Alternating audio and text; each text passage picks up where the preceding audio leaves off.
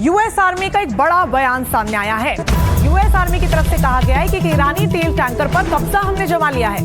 Oman की खाड़ी में टैंकर पर हमने कब्जा किया है। अमेरिकी नाकेबंदी तोड़ रहा था टैंकर और इसी दौरान हमने उस पर कब्जा जमा लिया, यानी कि उसे अपने नियंत्रण में ले लिया है। ये बहुत बड़ा बयान सेना की तरफ से, अमेरिकी सेना की तरफ से बयान जारी किया गया है कि ईरानी तेल टैंकर पर हमने कब्जा कर लिया है। देखिए ये कैसा वक्त है जब एक तरफ अमेरिका लगातार बातचीत की पहल कर रहा है, चाहता है कि समझौता ईरान कर ले, ईरान की तरफ से भी प्रस्ताव भेजे जा रहे हैं, लेकिन इन सब के बीच ईरान के तेल टैंकर पर कब्जा करना क्या इस बातचीत की भावना को ठेस पहुंचा सकता है? क्योंकि लगातार दोनों देशों के विचारों में विरोधाभास तो देखने को मिल ही रहा है, लेकिन अब ये बड़ा एक्शन अमेरिकी सेना का, क्या आने वाले समय में इसका रिएक्शन देखने को मिलता है? ये ईरान की तरफ से प्रतिक्रिया जब सामने आएगी तो देखना दिलचस्प होगा। तो वहीं समझौते से पहले ट्रंप का ईरान पर बयान भी सामने आया है। अमेरिकी राष्ट्रपति ने कहा कि हम हमले के लिए पूरी तरीके से तैयार हैं। सही जवाब नहीं मिला तो कार्रवाई जरूर होगी। समझौता हुआ तो जानें बचेंगी। उम्मीद है कि समझौता सभी के हित में ही होगा। तो एक बार फिर से अपने चित परिचित अंदाज में अमेरिकी राष्ट्रपति धमकाते हुए नजर आ रहे हैं। सुनिए क्या कुछ कहा अपने बयान में। Very right on the borderline, believe me. If we don't get the right answers, it goes very quickly. We're all ready to go.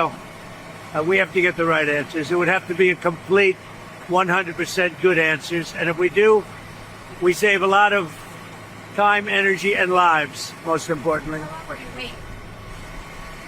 Could go very quickly. Or a few days. It could be a few days, but it could go very quickly. Iran is a defeated nation. We're dealing with some people, and we're dealing, actually, I must tell you, we're dealing with some very good people. We're dealing with people that are, I think, far more reasonable than the people that are really no longer with us. We're dealing with some people with talent, with good brain power, and we're pretty impressed by it. So hopefully those people will make a deal that's going to be great for everybody. No, I haven't heard that. I'm not doing any relief until they sign an agreement. When they sign an agreement, we can get that place built up again and have something that's really a good country for the people. तो अमेरिकी राष्ट्रपति ने क्या कुछ कहा हमने आपको सुनवाया। उन्होंने कहा कि उनकी सोच से हम प्रभावित हो रहे हैं। अगर वो सही दिशा में कदम उठाते हैं तो कई जानें बच सकती हैं। उन्होंने ये भी कहा कि ईरान के कुछ लोग बेहद समझदार हैं, बातचीत करने वाले लोग काफी प्रभावशाली भी हैं उनकी सोच से, और हम प्रभावित भी हैं।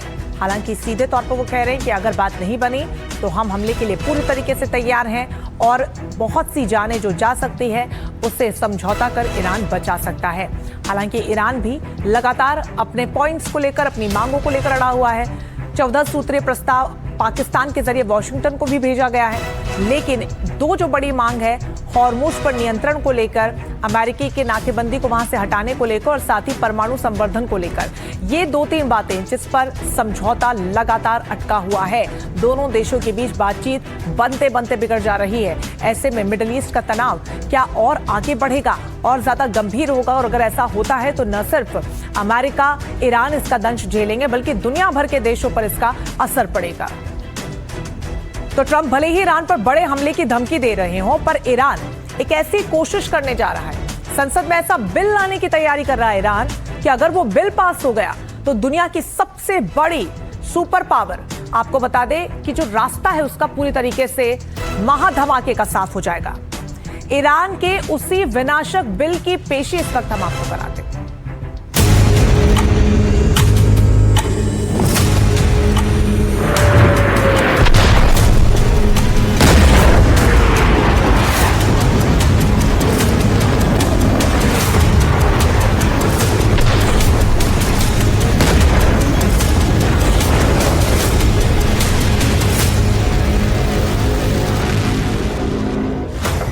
दुनिया की सबसे बड़ी सुपारी उछने वाली है।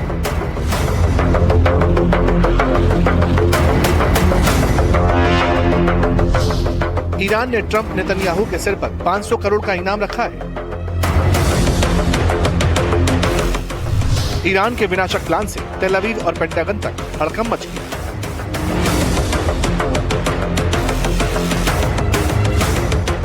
क्या आधी दुनिया को अपनी उंगलियों पर नचाने वाले दो सबसे ताकतवर नेता अब सीधे मौत के साए में? इन सवालों ने पश्चिम एशिया में ठंडे पड़े बारूद को एक नई चिंगारी दी है, जिसके आगे सिर्फ और सिर्फ तबाही का मंजर नजर आता है। जिस वक्त सीज फायर समझौते और शांति की बातें हो रही, ठीक उसी वक्त ईरान ने एक ऐसा दांव चलाया जिसने अंतर्राष्ट्रीय राजनीति में भूचाल ला दिया। दावा है कि ईरान की संसद में दुनिया के सबसे बड़ी सुपारी को कानूनी जामा पहनाने की तैयारी चल रही है। ईरान की संसद यानी मजलिस में एक ऐसा बिल लाने की तैयारी है जिसके तहत अमेरिका के राष्ट्रपति डोनाल्ड ट्रंप और इजराइल के प्रधानमंत्री बेंजामिन नेतन्याहू की हत्या करने वालों को 500 करोड़ रुपए का इनाम दिया जाएगा। IRGC की ओर से एक कड़ी चेतावनी जारी की गई है। अगर दुश्मन की तरफ से आक्रामकता दोहराई गई तो क्षेत्रीय युद्ध का जो वादा किया गया था वो इस इलाके से बाहर तक फैल जाएगा। हमारे विनाशकारी प्रहार उन जगहों पर होंगे जिनकी आप कल्पना भी नहीं कर सकते और आपको पूरी तरह तबाह कर देंगे। हम युद्ध लड़ना जानते हैं और आप हमारी शक्ति को खोखले बयानों और सोशल मीडिया पेजों में नहीं बल्कि युद्ध के मैदान में देखेंगे।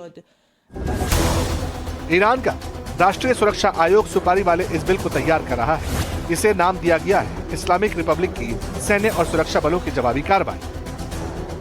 ईरान के इस कदम को सुप्रीम लीडर आयतुल्लाह खामेनी की मौत के बदले के तौर पर देखा जा रहा है। ईरानी संसद के सांसदों का मानना है कि जब तक इन दो चेहरों को खत्म नहीं किया जाता तब तक मिडिल ईस्ट में उनके हक का इंसाफ नहीं होगा।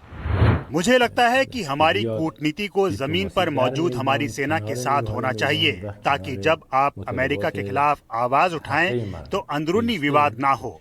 इसके बाद हम नेताओं के खात्मे का मुद्दा उठा सकेंगे। अगर तुम हमारे नेताओं को मारोगे तो हम तुम्हारे नेताओं को मारेंगे। सोचिए, नॉर्थ कोरिया कह चुका है कि अगर उनके नेता की हत्या होती है तो वो परमाणु बम दाग देगा। बस यही मेरा कहना है, हमारी भी यही क्षमता होनी चाहिए।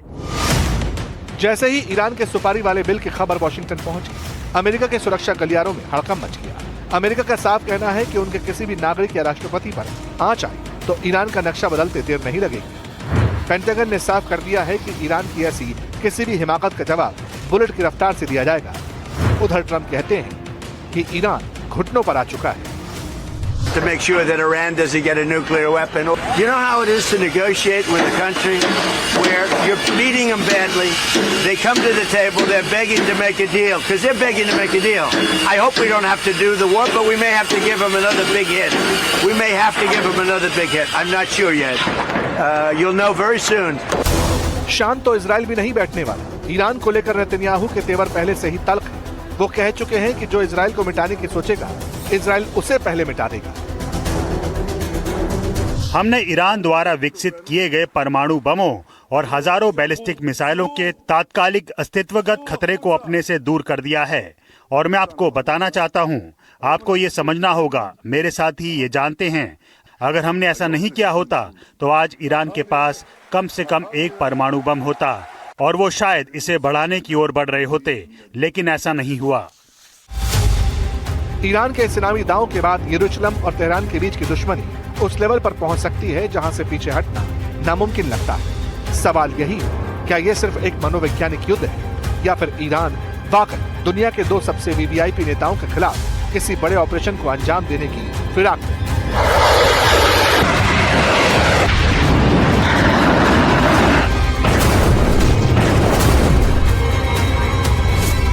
और अगर ऐसा हुआ तो ये तीसरे विश्व युद्ध का बिगुल साबित हो सकता है।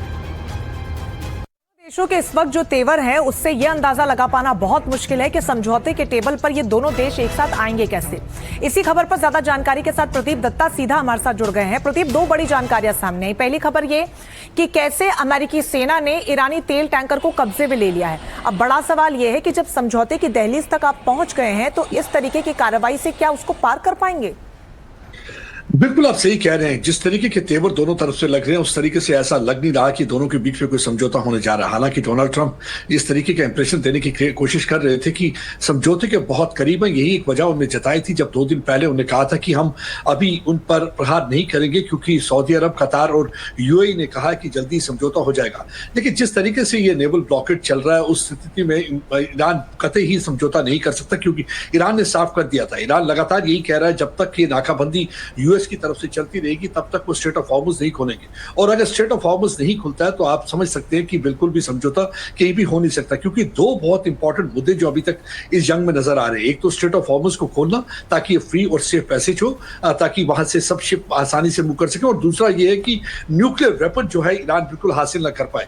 लेकिन जिस तरीके से दोनों के आक्रामक तेवर दिख रहे हैं और दोनों के बयानबाजी नजर आ रही है, उसमें तो ऐसा समझौता होने के बिल्कुल भी चांसेस नजर नहीं आ रहे। बिल्कुल प्रदीप, और जो बयान है वो थमने का नाम भी तो नहीं ले रहे हैं। अमेरिकी राष्ट्रपति ने फिर बयान दे डाला है कि एक तरफ तो कह रहे हैं कि जो लोग बातचीत कर रहे हैं मुझे वो समझदार लगते हैं, दूसरी तरफ कह रहे हैं कि समझौते पर आ जाइए, हमारी बातों को एकदम मान लीजिए, नहीं तो बहुत सी जानें जा सकती हैं। सीधे तौर पर धमका रहे हैं। बिल्कुल आप सही कह रहे हैं। ये धमकियों का सिलसिला आज से नहीं, पिछले कई हफ्तों से हम देख रहे हैं कि लगातार चल रहा है। जब से सीज फायर अनाउंस हुआ है तब से लगातार धमकियों का सिलसिला जो है अमेरिकन प्रेसिडेंट डोनाल्ड ट्रंप की तरफ से चल रहा है। ये कहना बिल्कुल भी गलत ना होगा, क्योंकि हम एक आक्रामक प्रहार जो है बयानबाजी की अगर बात करें, और दूसरी तरफ हमने देखा है कि ये जो वॉर जो है बैटलफील्ड से ज्यादा सोशल मीडिया पे ज्यादा चल रही है। हमने देखा कि लगातार सोशल मीडिया पे भी बयानबाजी जो दोनों तरफ से चल रही है, एक किस्म का साइकोलॉजिकल वॉरफेयर किया दोनों की तरफ से है। ये साइकोलॉजिकल वॉरफेयर ये देखना है कि पहले ब्लिंक कौन करता है, यानी कि पहले कौन घुटने टेकता है, और ये कोशिश दोनों तरफ से ये है कि एक डर खौफ पैदा किया जाए ताकि कहीं ना कहीं ये समझौते के टेबल पर आए और बातचीत हो। लेकिन अभी तक जो है पॉलिटिकली अगर देखा जाए तो ये ईरान जो जंग है पॉलिटिकल लायबिलिटी बनती जा रही है डोनाल्ड ट्रंप के लिए, क्योंकि उनका अगर हम देखें पॉपुलैरिटी जो है घर पर काफी कम होती नजर आ रही है। क्योंकि डोनाल्ड ट्रंप को लग रहा है कि अगर जिस तरीके से अगर उनकी पॉपुलैरिटी घटती रही तो उनके लिए आने वाले दिनों में काफी मुश्किल हो गई। यही एक वजह है कि एक तरफ वो जंग की धमकी देते हैं कि दोबारा से हम जो है ऑपरेशन स्टार्ट कर सकते हैं, मिलिट्री एग्रेशन कर सकते हैं। हालांकि प्रदीप, इस प्रकार की धमकियां हाल फिलहाल पिछले सप्ताह में 2 बार वो दे चुके हैं। दोनों बार हम लोग को उन्होंने टाला है, अलग अलग जानकारियां यहाँ पर साझा करते हुए, एक बार फिर से उन्होंने धमकाया। हालांकि इसका असर कितना होगा ये आने वाला वक्त बताएगा। बहुत शुक्रिया प्रदीप आपका तमाम जानकारी के लिए। तो इन सब के बीच ईरान को अमेरिका की फिर से चेतावनी है। देखिए, ईरान भी सीधे तौर पर चेता रहा है। स्टीफन मिलर का ईरान को संदेश, ईरान अमेरिका को भेजे संतोषजनक जवाब। मिलर ने ऐसा कहा है, संतोषजनक जवाब नहीं है तो सैन्य कार्रवाई होगी। ईरान माने कि अमेरिका की जो तमाम शर्तें हैं उन सब के बीच ईरान ये चाहता है कि संतोषजनक जवाब यहां पर यूएस की तरफ से भेजा जाए। संतोषजनक जवाब नहीं होगा तो सैन्य कार्रवाई होगी। तो लगातार दोनों देशों की तरफ से बयानबाजी, हमले को लेकर तल्ख सामने आ रही है कि अगर बात नहीं बनी तो हमले दोबारा से होंगे। आप देखिए कि जब से सीज फायर हुआ है तब से लेकर लगातार कोशिशें इन्हीं चीजों को लेकर हो रही है कि कैसे समझौता हो जाए, लेकिन समझौता होता हुआ नजर नहीं आ रहा है। तो वहीं अमेरिकी राष्ट्रपति ट्रंप का एक बहुत बड़ा बयान सामने आया। ट्रंप ने कहा कि नेतन्याहू वही करेंगे जो मैं चाहता हूं।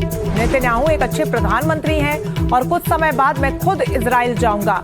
तो सीधे तौर पर जो तमाम अटकलें चल रही थी, एक तरफ एक धड़ा ये कह रहा था कि अमेरिकी राष्ट्रपति वो करते हैं जो नेतन्याहू कहते हैं। अब राष्ट्रपति कह रहे हैं, अमेरिकी राष्ट्रपति कि नेतन्याहू वो करते हैं जो मैं चाहता हूं। हालांकि इस पर अब इजरायली प्रधानमंत्री की क्या प्रतिक्रिया सामने आती है देखना दिलचस्प होगा।